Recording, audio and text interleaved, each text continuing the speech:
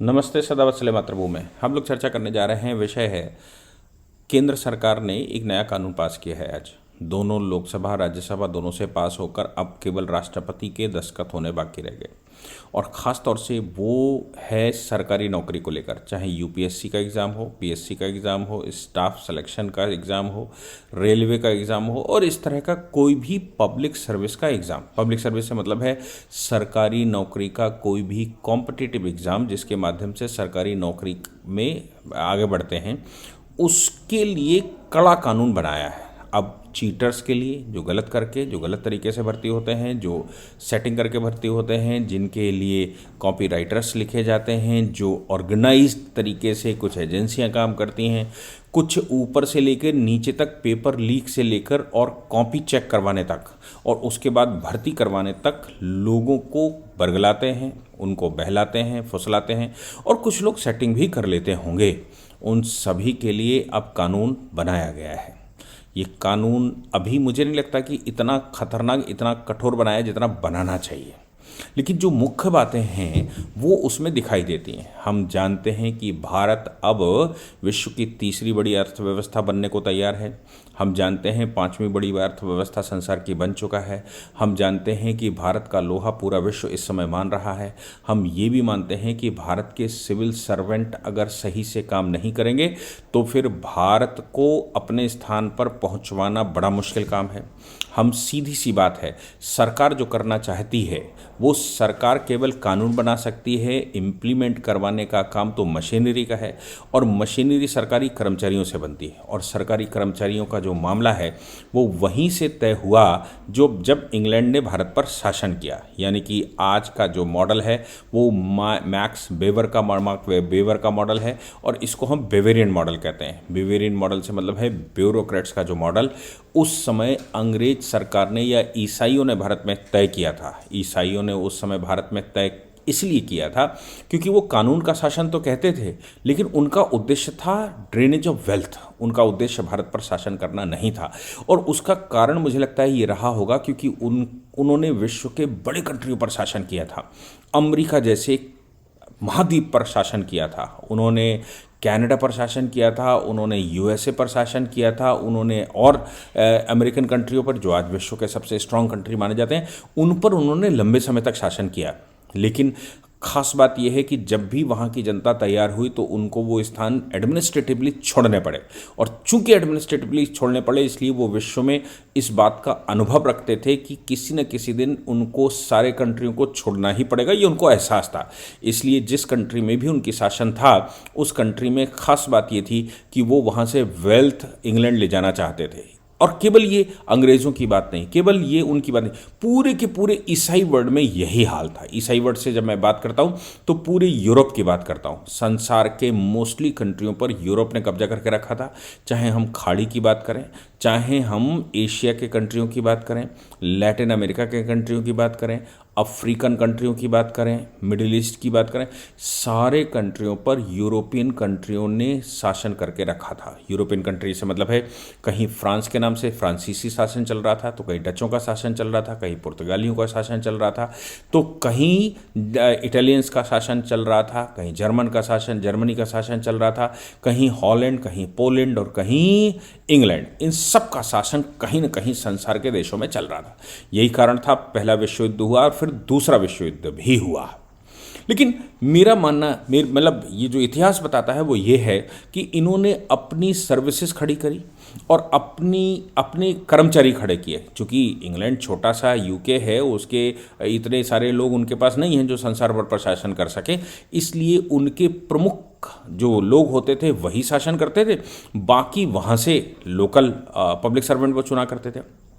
लेकिन 57 देशों पर कंट्रोल करना बड़ा मुश्किल काम था, इसलिए उन्होंने कानून पास करके शासन करना शुरू किया। लेकिन उसका उद्देश्य एक था, इन सभी कंट्रियों को लूट कर ड्रेनेज ऑफ वेल्थ करना, यानी कि वहाँ की वेल्थ लूट कर लाना। पता नहीं कब कंट्री छोड़ने पड़े।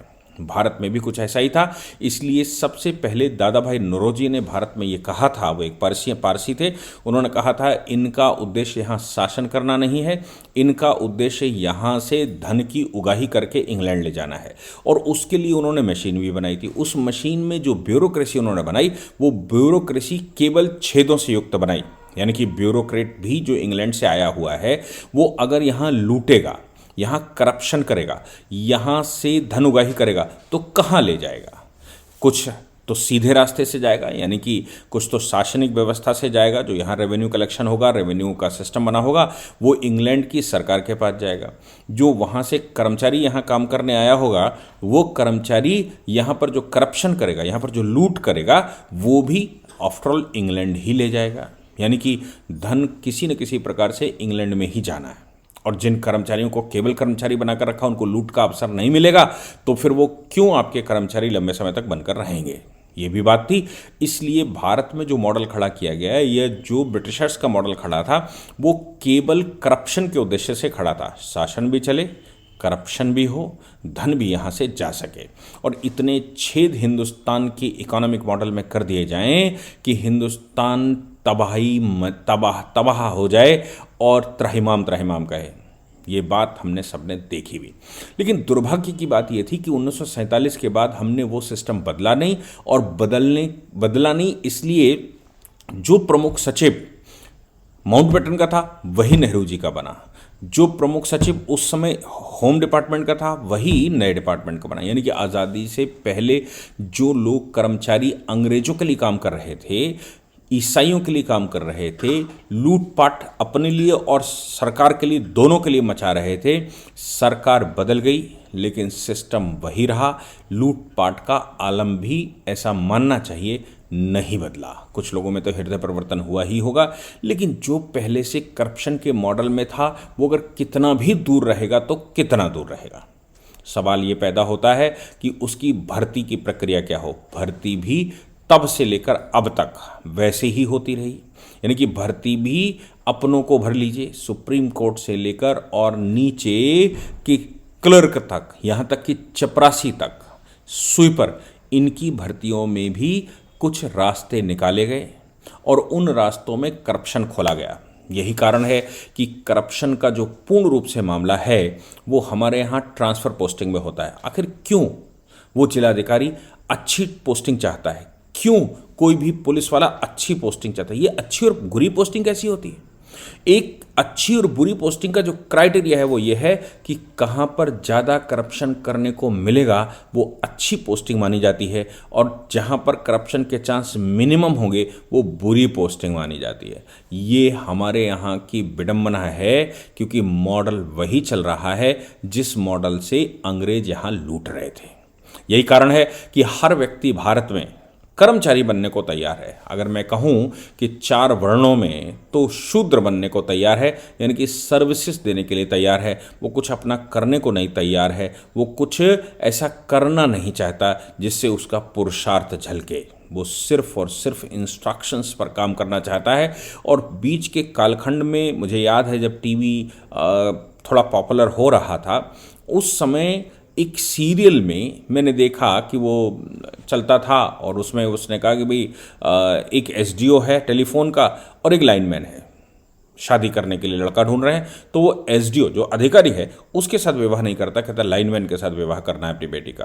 क्यों करना है? क्योंकि लाइनमैन की कमाई अच्छी है, क्योंकि मारामारी है। लाइनमैन तय करता था पहले किसका टेलीफोन लगाएगा और टेलीफोन सही किसका करेगा, तो करप्शन करने को मिलता था।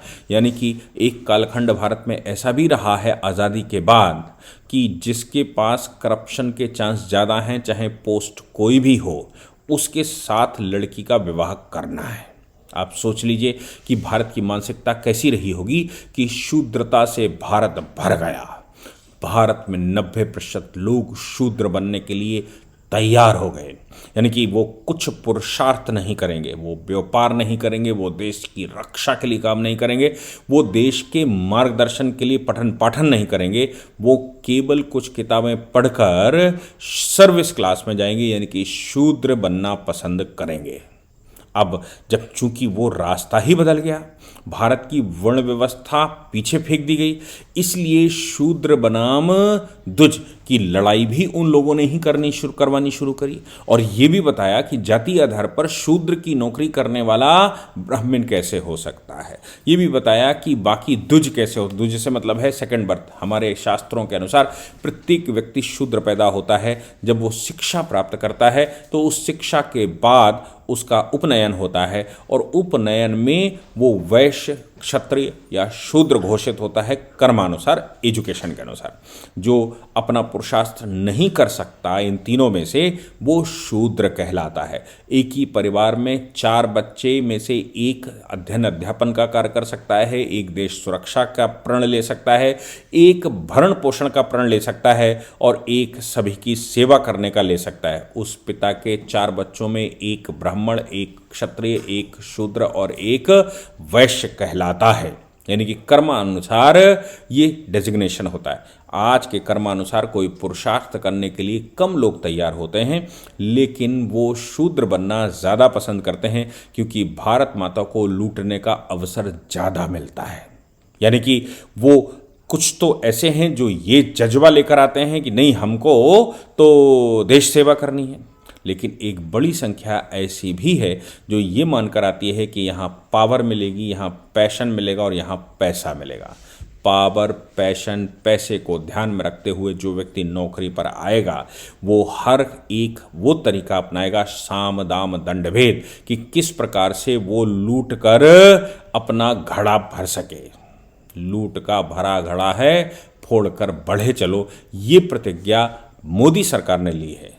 और मोदी सरकार ने ये प्रतिज्ञा ली है तो इतने सालों का बिगड़ा हुआ, 250 वर्षों का बना हुआ प्रशासन, उसको वो सही नहीं कर सकते एक साथ। लेकिन ओवरनाइट नहीं किया जा सकता, पर किया जा सकता है। इसके लिए सरकार ने ये जो बिल पास किया है, इसमें unauthorised access, leakage of question paper, कैंडिडेटों की मदद करना पब्लिक एग्जामिनेशन में, कंप्यूटर नेटवर्क में टैंपरिंग करना, पेपर चुराना, डॉक्यूमेंट को गलत करना, उसकी शॉर्ट लिस्टिंग में गलत करना, उसकी मेरिट लिस्ट को फाइनल करते समय गलत बनाना, रैंक सही से ना करना, जो एग्जामिनेशन अथॉरिटी हैं वो गलत करना, उनका मिल जाना, फेक एग्जामिनेशन कंडक्ट करवाना, फेक एडमिट कार्ड इशू करना, और ये सब कुछ चीट करने के लिए लेटर्स बनाना, मॉनेटरी बेनिफिट देना, यानी कि धन उसमें उगाही करना, कमाना, ये इस बिल के उद्देश्य हैं।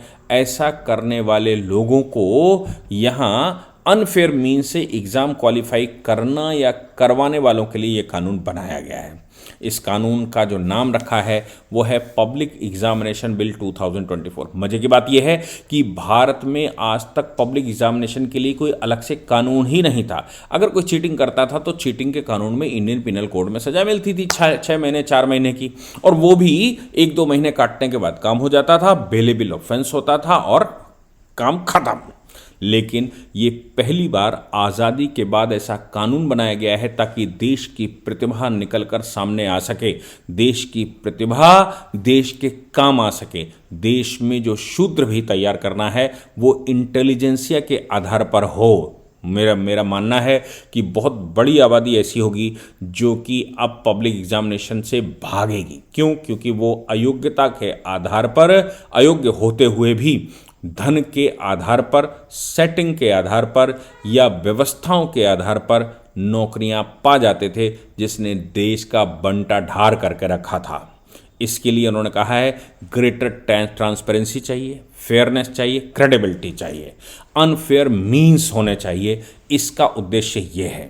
लेकिन इस कानून में उन्होंने जो खास बातें कही हैं वो ये कहा है कि कोई भी एग्ज़ाम हो, चाहे सेंट्रल सिलेक्शन बोर्ड का एग्ज़ाम हो, चाहे वो कांस्टेबल का एग्ज़ाम हो, रिक्रूटमेंट पुलिस कांस्टेबल का एग्ज़ाम हो, स्टाफ सिलेक्शन कमीशन का एग्ज़ाम हो, एक तो बात ये कही है कि इनको पोस्टपोन कर दिया गया है। दूसरी बात ये है कि इन सभी एग्ज़ाम्स को फेयर मीन से कंडक्ट कराना चाहिए, चाहे वो जैसे मैंने कहा रेलवे रिक्रूटमेंट बोर्ड की बात करी, यूपीएससी की बात करी, स्टाफ सिलेक्शन कमीशन की बात करी, एसएससी की बात करी, नेशनल टेस्टिंग एजेंसी एनटीए की बात करी, institute of banking personnel selection IBPS की बात करी, department of central government and their attached offices for recruitment की बात करी। अब ऑफेंस क्या बताए इन ऑफेंसेस में, जैसे मैंने पहले बताया है, लेकिन खास बात यह है कि नॉन बेलेबल होगा। होता क्या था, चीटिंग में पकड़ा गया, बेल मिल जाती थी, बेल मिल गई तो सब चल जाएगा, ये नॉन बेलेबल ऑफेंस होगा।